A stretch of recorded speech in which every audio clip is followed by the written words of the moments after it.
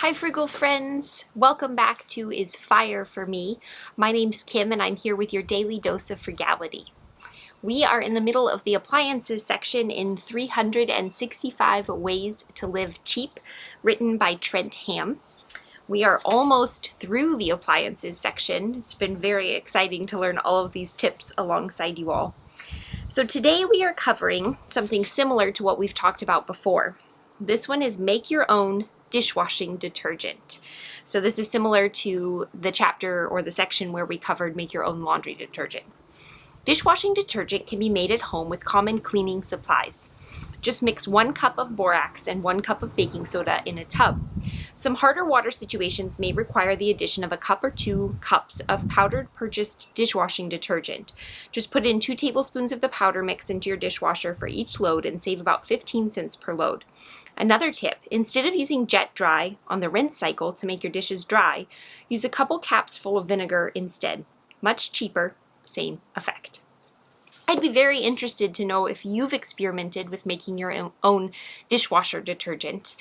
I think that we are going to do that. Again, I've looked up a vegan recipe that doesn't call for borax. I'm not a huge proponent of borax, but I did find an alternative recipe that I think we might try next time we're looking to buy more dishwashing detergent. We have some right now.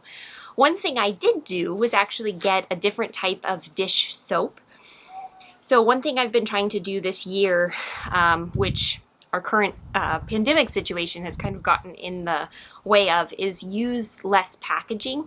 So something that I would really like to do is not get so much single-use packaging with different products that I buy.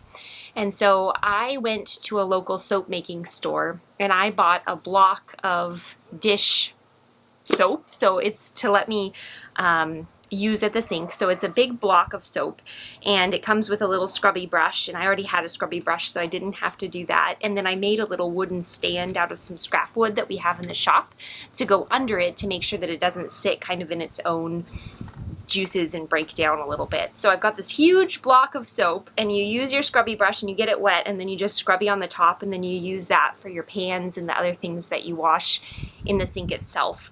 So this particular bar wasn't inexpensive. It was about $30.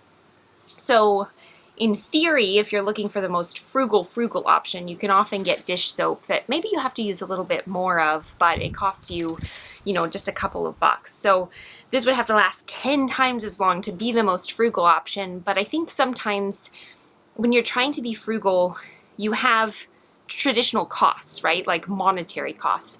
But then what are those other costs? What are the costs to the environment? And what are the costs to the planet that we live on?